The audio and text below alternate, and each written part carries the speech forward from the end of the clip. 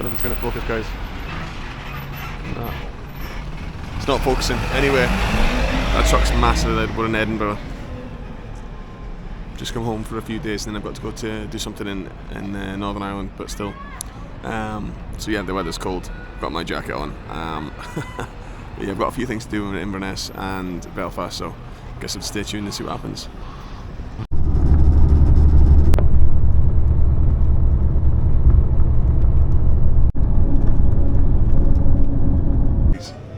Free spins, like, woohoo! I'm a YouTuber now. I can, oh please, I can do the thing where people gamble on YouTube. Where's my spins left? Oh, 13 left. Oh, come on, drop something. That's rubbish. Come on, drop. Oh, that been so good, man.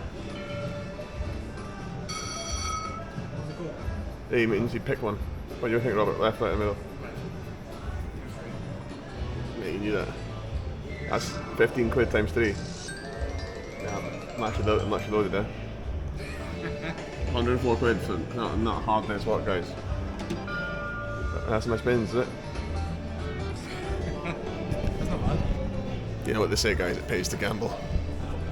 161 quid in there now. 130, yeah. 135. Round about that, yeah. Alright, okay, that's good.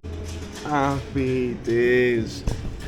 I mean, it was only 100 quid, but it's 100 quid is better than a kick in the face. Back in Scotland, we can get Iron Brew.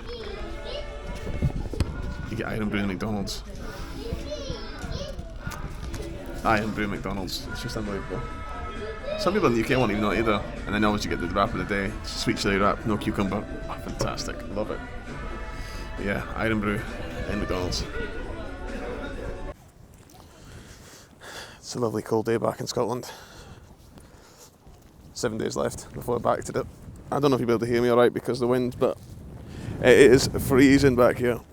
We're in Culloden battlefield, where I believe it's the last recorded battle in the UK between the Jacobites.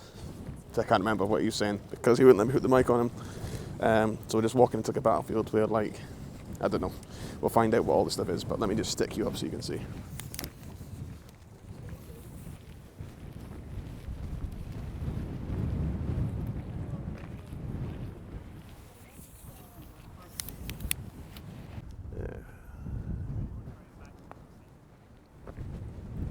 It's actually really nice, like, at least not raining.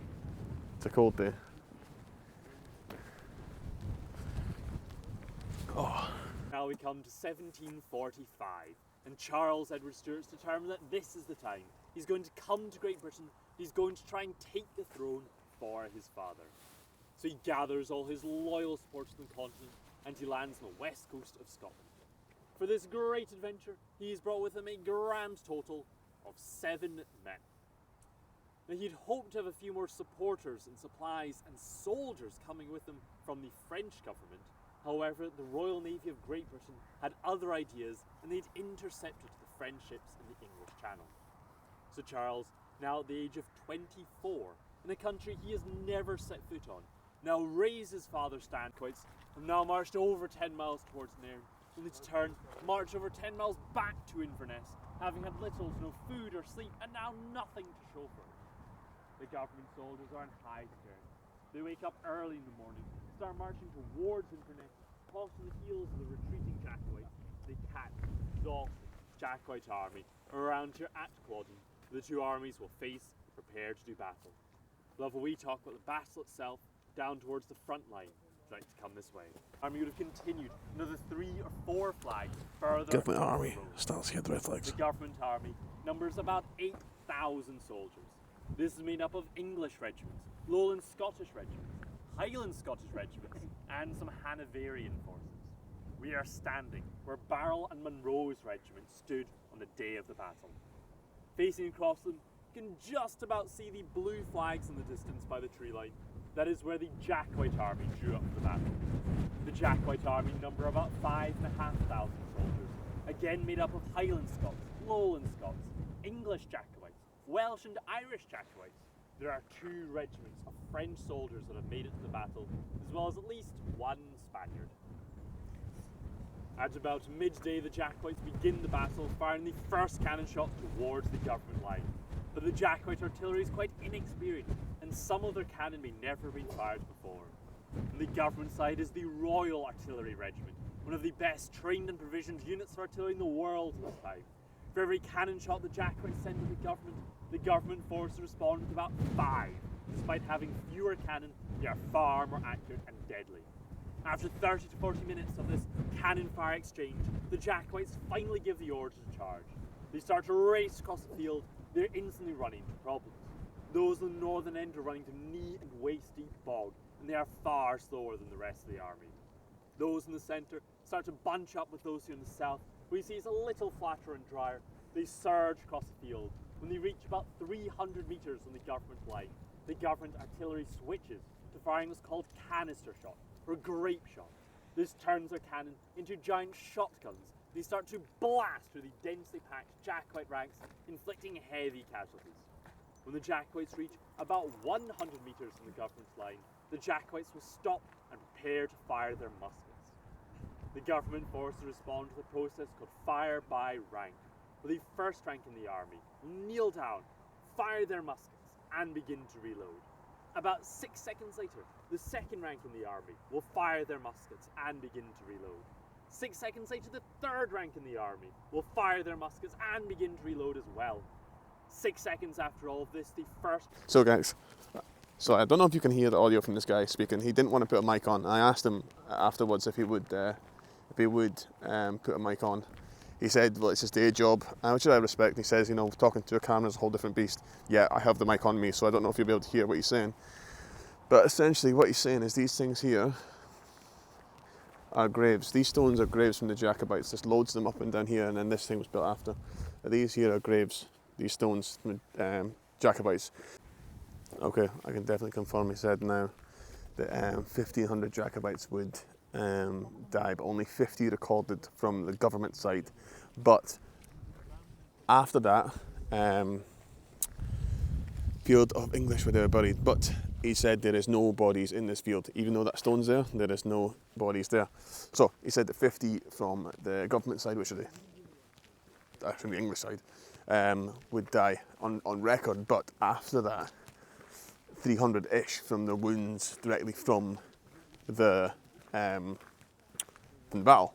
But if you put that on 1,500 against 300, like 1,500 deaths on the Jacobite side to the English side or the government side of 300, I mean, you know what side you want to be on. Let's be fair here. And he also said that there was 4 days where they'd go around spearing folk, and not anyone that they basically no one could leave in 4 days, so that anyone who was still alive would die. So, yeah, that's that. Old cottage from back in them times. I'm trying to avoid the... Let's see if we can see in the window. Imagine there's somebody sleeping there. Eh? What's this bench say? Michael. Michael. The window's open, but there ain't anything inside. Anybody home? I mean, you can tell by the look. I mean, it must have been short, because look at me. I mean, I look really pale in that light. I'm 5'9.5" or something like that, so, I mean, the Jacobites must have been short. See if you can see in this window. And the windows are open, but it's just signs. There's supposed to be storage in here now. But yeah, it's original, been all redone up, and they got the little walkway and that. It's pretty cool. They did the grass roof and all that. Was a bit of catch up. Oh, look at that, man. In the Highlands of Scotland. Free as a bird. Talking about Jacobites. So yeah, it's lovely. Like, check that out for a view. I hope the camera picks it up. I really do. I really hope it picks it up. Right, so all in all, at the end of the tour, he says, out of the Culloden battlefield, they only own half of it, right? Because of like the rest of stuff, like, you know, wildlife and that. I think you should battle again. I think you should battle again and take it back. Isn't that the whole point? just battle and take the other half back. Just get the Jacobites again. Just go again. Round 2. Take the rest of that battlefield. One more thing my intelligent mother told me. Okay, I don't know if you pick this up on the camera, but the rocks sticking out this side up to where I am here, where I'm standing. You see these rocks sticking out? You should be able to see them. Now that is representative of all the English that died. the rocks that stick out, okay? From this side on, the rest of that wall is all the Jacobites. It goes all the way down to there. So, I mean, on this day, I would have to pretend to myself and say I would prefer to be in English on this day. Only this day, but on this day. Because that's it, only that little small section there. Where all of that is all the Jacobites that died. Crazy. Okay, so we just finished at the battlefield. Don't know how much of that you'll be able to hear. But we're speaking to the tour guide afterwards, and he's very, very knowledgeable. Very knowledgeable about questions, queries. It's like his whole life is this battle. And he's saying that you could argue this was the final battle on ground, but it's definitely said the final battle recorded on ground where two armies meet to take over. He said the last battle you could say was the Battle of Britain, which is done in Skye, but this is the last battle in Britain on the ground where two armies met up and fought to the death.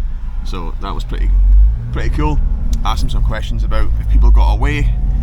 He said that there's accounts of someone getting away, given pity on by the government soldiers and given a horse to ride away after he was injured. So some people did manage to get away. I think he said there was 5,500, I believe he said, they were here. And out of that 1,500 got away, the rest retreated, some of them were captured and killed, and most of them, I said 1,500 were thrown in jail and released. So if you wanted to be released, you had to basically give up another Jacobite, pay your way out, or then change alliances to be into the government. So that was the way that they all got out. And it was saying also, so I mean, it was a really good place. Like if you're in Inverness, I don't know the gentleman's name, but if he ever sees this, shout to him, because he was very, very knowledgeable and knew everything that he was saying. You know, and he can answer questions pretty much yes or no. He can't say confirmed, but he was saying, you know, they found bullets outside of the area, meaning that somebody shot back, which is a bit of a mystery. Why did somebody shoot back out of the field of fire? Like there had to be something behind them. That's another mystery, and that's what history is. It's all a mystery till you find proofs. So anyway, I hope you guys enjoyed that.